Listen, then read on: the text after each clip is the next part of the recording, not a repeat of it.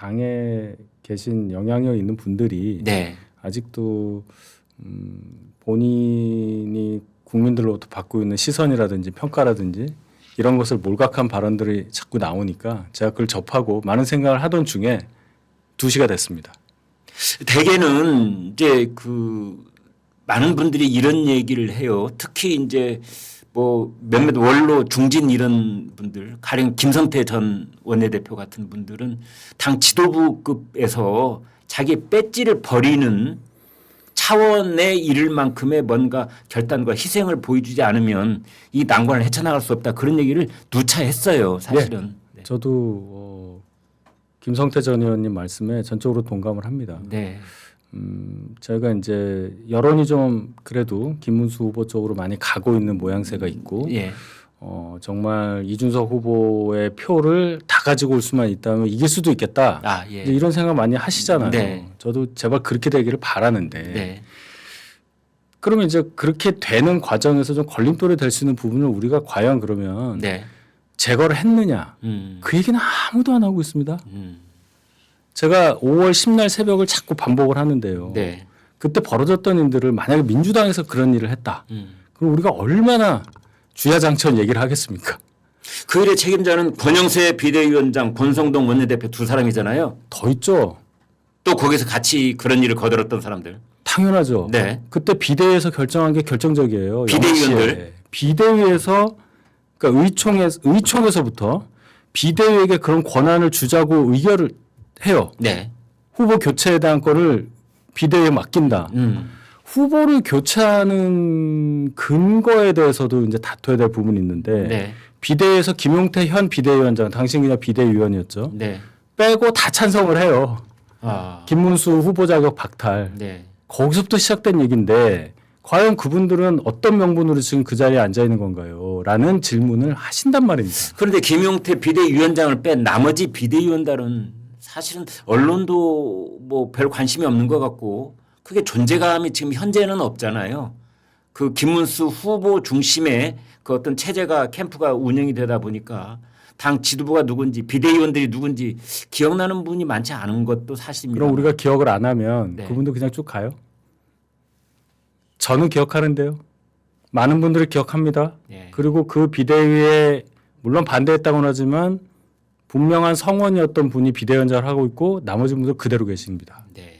그럼 뭐 그렇다고 치는데 방금 전에 제가 왜 이렇게까지 말씀드리냐면 네. 11시 25분에 권성동 의원이 뭐 이런 얘기를 하셨더라고요. 한동훈한테 물어봐.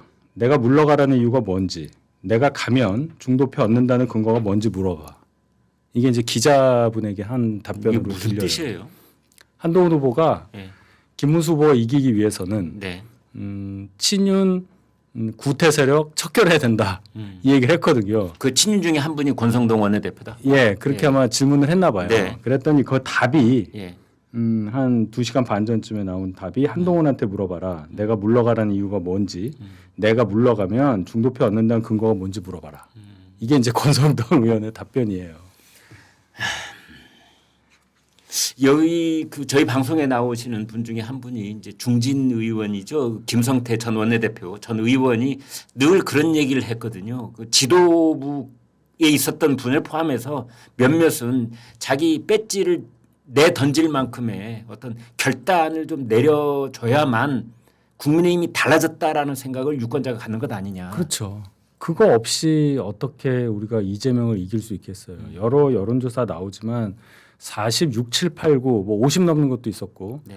46, 7, 8, 9라고 해서 과반이 안 된다고 생각하면 안 됩니다. 46만 돼도요. 네. 나머지 후보들 다 더해도 없음 모름이 5% 이상은 돼요. 네. 그럼 우리가 후보 선거에서 득표 계산할 때는 그 사람 분모를 빼고 분모가 95인 정도를 가지고 46, 7, 8을 얘기하는 거란 말이에요. 네. 그럼 얻은 거에 5% 정도는 줘야 되겠죠.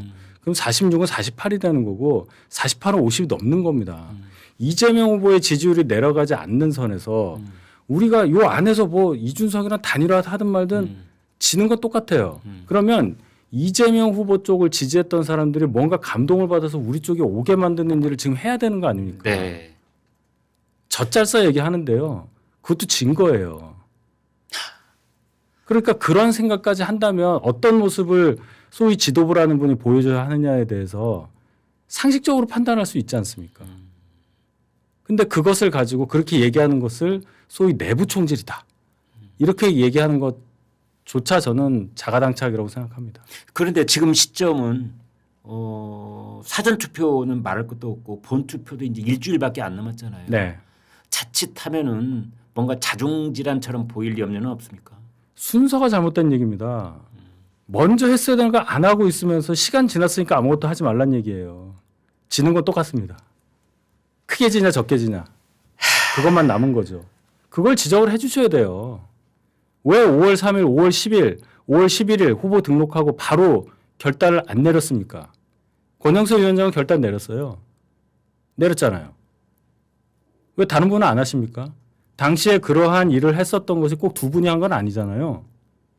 실무자들도 있을 거고 그 실무자로 움직였었던 브레인들이 있을 거고 뭐 사무총장도 있을 거고 사무부총장도 있을 거고 의원급의 브레인들이 기획한 거 아닙니까? 없잖아요. 한덕수 총리 데려오려고 했었던 선봉에 섰던 분들 아무 말도 없습니다 지금. 그분들 중에 일부는 지금 김문수 후보 좌우에 서 계시는 분도 있던데요. 적어도 예. 한덕수 후보를 냈을 때 이길 수 있다고 생각하셨던 분이라면 예. 그 논리를 그대로 견지하고 계신다면 네. 지금이라도 한덕수 전 총리 선거판에 지원 유세하게끔 압력을 가해야죠. 전혀 그런 움직임이 없지 않습니까? 왜 M1 탈당한 홍준표 시장 모시러 하와이까지 돈 들어가면서 거기까지 가나요? 잘못된 일이죠.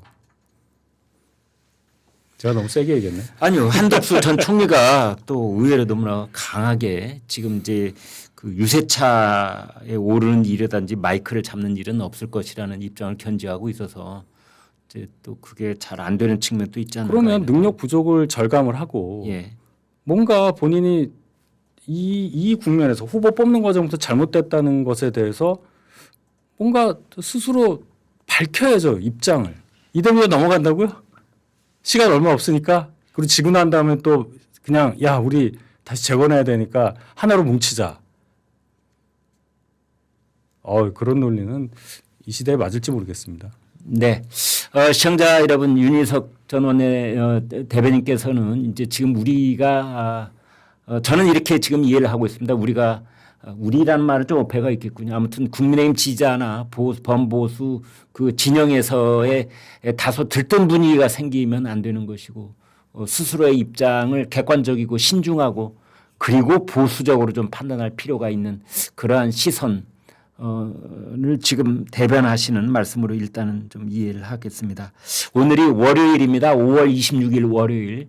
내일은 5월 27일 저녁에 이제 제3차 마지막 TV 토론 정치 분야입니다. 내일 아마 TV 토론이 제일 뜨거울 것 같은데요. 그 다음에 모레가 수요일 5월 28일인데요. 5월 29일 그 이튿날인 목요일은 사전 투표가 시작되는 날입니다. 목요일, 금요일 이틀간 있죠. 그래서 5월 28일 그러니까 TV 토론이 끝난 다음 날 사전 투표가 시작되기 전날 하루가 딱 있는데 그게 5월 28일입니다. 그래서 단일화를 한다면 그날이 D-Day 아니냐, 데드라인 아니냐 이런 말을 오늘 아침에 많은 신문들이 하고 있어요. 예. 어떻게 보십니까? 저는 어려워 보여요. 오늘 오전에도 이준석 후보가 전화로 이제 언론과 얘기하는 걸 제가 들었는데 네. 저 정도 단어 선택을 한 후에 단일화를 한다면 굉장히 공격받을 거예요. 예. 그러니까 단어 선택의 유보적인 측면이 전혀 없었어요. 예. 나는 관심이 없고 예. 뭐 국민의힘에서 뭘 제안하라고 그러는데 전혀 관심이 없는데 왜 나한테 그런 말을 하느냐. 나는 국민의힘이 어떻게 변하든 관심이 없다. 나로 단일화한다면 모를까 뭐 이런 정도의 얘기였더라고요. 그런데 정말로 28일에 이준석 후보로 단일화될 리는 없을 거 아니에요. 국민의힘에서 그렇게 할 리는 없을 것이고 그럼 28일에 그럼 이준석 후보가 28일에서 시간도 없으니까 아마 단판을 통해서 뭐 양보를 한다는 의미인데 네. 그렇게 하려면 이준석 후보가 내세울 수 있는 명분, 논리가 있어야 됩니다. 네. 근데 이 정도 발언을 했으면 저는 그런 논리나 명분은 아무리 생각을 해봐도 나올 수가 없다고 보거든요. 네. 그런데 뭐 적절한 비유가 되지는 않겠습니다만 이른바 벼랑 끝 전술이라는 게 있잖아요. 되게 북에서 쓰는 거죠. 예, 그러니까 적대적 관계에서 이제 마지막 협상력을 높이기 위해서 끝까지 뭔가를 안 할 것처럼 하다가 마지막에 큰 타협안을 받아내는 전술로서 그 벼랑 끝이라는 말을 쓰는데 예컨대 이준석 후보가 언젠가는 단일화 할 수도 있는데 그때 본인의 정치적 몸값을 최대한으로 받아내기 위해서 지금 그렇게 강한 표현으로 단일화 절대 없다는 입장을 고수하고 있는 것은 아닌지. 그게 이준석 후보의 당에서 미리 폭로한 네. 당권 거래 정도 되겠죠. 그거 싫다고 얘기한 당이잖아요. 근데 그걸 받는다고요? 제가 볼 때는 이준석 후보 본인은 무슨 생각인지 그것까지 모르지만 네. 그것을 밖으로 이제 얘기를 한 네. 그 당의 뭐 대변인이라든지 또 거기에 대해서 굉장히 똑같은 입장을 보였던 이동훈 공보단장이 그걸 폭로를 그렇죠. 했죠. 네. 그다음에 뭐 천하람 뭐 당대표 권한대행이라든지 이런 분들은 국민의힘으로 흡수되는 걸 너무 싫어하는 거예요. 그건 확실합니다. 제가 볼 때는. 흡수되면은 지금에 있는 그 자리가 없어진다 이렇게 보는 건가요? 까지 뭐 생각할 수도 있겠고 네. 어쨌든 지금의 국민의힘과 같이 간다는 게 본인들로서는 어찌되었건 정치적으로 안 맞는다고 판단을 했으니까 정치 철학이 안 맞는다. 저는 그렇게 봐요. 그러니까 아, 예. 미리 얘기를 해버린 거죠. 그거를. 그리고 뭐 다른 사람이 한 게 아니라 그쪽에서 먼저 얘기했다는 게 중요한 의미가 있어요. 아, 예. 예. 그럼 이제 말씀하신 대로 벼랑 끝 전술을 해서 얻을 게 그럼 뭐냐. 예. 이준석 후보가 이미 얻을 거는 다 알려진 거고 네. 거기에 대해서 당에서 그렇게 얘기를 했고 후보 본인도 거기에 대해서 나한테는 그런 얘기 한 적은 없지만 나는 그럴 일 없다. 뭐 이런 이제 얘기를 했으니까 얻을 게 없는 거죠. 벼랑 끝에 있을 이유가 없는 거예요. 그렇게 되면. 근데 저쪽에서 네. 뭐 몇몇 사람이 얘기를 했고 근데 김문수 후보는 다수 유보적인 얘기를 하긴 했습니다만 이른바 공동정부라는 것 하나하고 차기 총선에서의 공천권 그게 이제 곧 당권이 되겠는데요. 이제 이거를 두 가지를 다 제안을 했다라고 하고 그다음에 이 공동정부는 지난번에 DJP 그러니까 김대중 김종필 때의 그 연대 이 방식을 제안을 한 것이다. 뭐 이런 얘기까지 하고 있습니다만. 당선이 돼야 공동정부를 하죠. 그건 그렇네요. 너무 이상한데요. 아니 무슨 허경영식 발언을 하십니까? 당선이 돼야 공동정부고 뭐를 하고 그다음에 총선 때 공천권을 누가 준다는 거예요. 누가요? 주체가 누구니까? 그것도 참 뜬구름 잡는 얘기 같긴 해요. 아니, 지방선거 뭐 얘기도 아니고 네. 3년 후에 쓸 총선에 대해서 공천권을 준다는 말을 믿고 이준석 후보가 그 참 벼랑에 매달릴만 하네요. 그러고 사인하고 단일화를 한다는 말씀이세요? 죄송합니다. 자 그러면 제 질문을 바꿔보겠습니다. 오늘 아니, 제가 중앙일보 웃으면 안 되는데 네. 너무 자가당착적이라 그래요. 네. 왜 우리가 기우제를 지내고 있냔 말입니다. 기우제라는 건 무슨 뜻입니까? 안 되는 일을 지금 매달리고 있는 거잖아요. 우리가 할 수 있는 일이 따로 있어요. 뭡니까? 그건? 내부적으로 혁신하는 모습을 보여드려야 됩니다. 국민들께 지금이라도. 내부 혁신은 내부 말씀드렸습니다. 내부 희생을 전제로 그건 합니다. 희생이 아니라 그럴 만한 일을 했어요. 거기에 대해서 아무런 반응이 없는 거 아닙니까? 당에서. 5월 10날부터만 생각하자고요. 저는 그거는 생각을 거기에 대해서 어떻게 좋은 평가도 내릴 수가 없어요. 0시부터 시작된. 네. 네.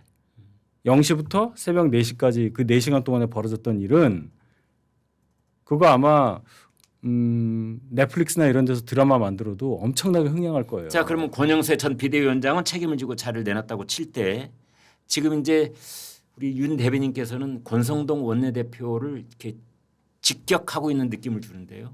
아니, 저는 그분하고 그럴 만한 급이 못 돼요. 그런 발언을 하셨다는 거고 아, 예. 아무도 거기에 대해서 당에서 후보조차 그런 얘기를 안 하니까요. 본인이 피해자였잖아요.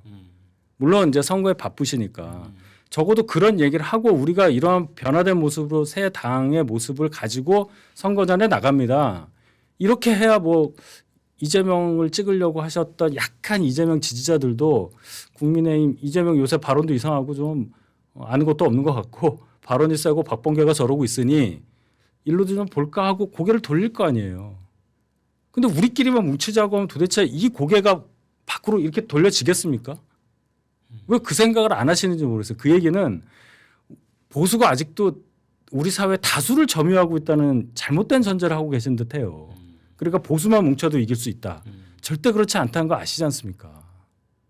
지난 3번의 총선을 연속적으로 진 것이 우연히 진 게 아니라는 거예요. 인구 구성이 이미 그렇게 바뀌었고 우리가 그렇게 국민들로부터 이제 소수로 몰릴 만한 그런 과오를 가지고 있습니다. 거기에 대해서 처절한 반성 없이 좋은 게 좋은 거다고 넘어간 게 지금 이 결과예요. 단일화 얘기를 우리가 언제 한 적이 있어요. 단일화를 항상 야권이 하던 겁니다. 빅텐트, 원탁회의 그런 거 아니에요? 이제 와서 단일화 빅텐트 이길 수 있다 하는 거 그 처지가 왜 이렇게 되는 거에 대한 반성 없이 기계적으로 이준석 10% 오면 우리가 이기고 서울이 뒤집혔네. 일주일 후면 나올 건데요, 결과가. 그 후과를 어떻게 감당합니까, 지지자들에게. 자, 윤 대변인께서 보시기에 그 처절한 반성과 자기 결단 이런 것들을 이제 본선 대선이 8일밖에 안 남았는데요. 시간이 있습니까? 오늘이라도 하면 돼요. 시간 충분합니다. 여기서 일주일은 평시에 저는 한 70일 정도 된다고 생각해요. 왜냐하면 관심이 높으니까요. 네. 모든 언론이 선거만 취재해서 내보내는 거 아니겠어요? 그러니까 지금이라도 좀 다른 모습을 보여줄 수 있는 시간이 있으니 뭔가 좀 바뀌는 모습을 보여줘야 하는데 이건 뭐 똑같이 평시처럼 네가 잘못했네 내가 잘못했네 네가 하는 행위는 당에 해당 행위고 아니다 내가 하는 거는 개혁이다 이 싸움하고 있으니 이재명 후보만 좋은 거죠. 오늘 이재명 후보 기자간담회 할 때 표정을 보세요. 얼마나 여유로워요.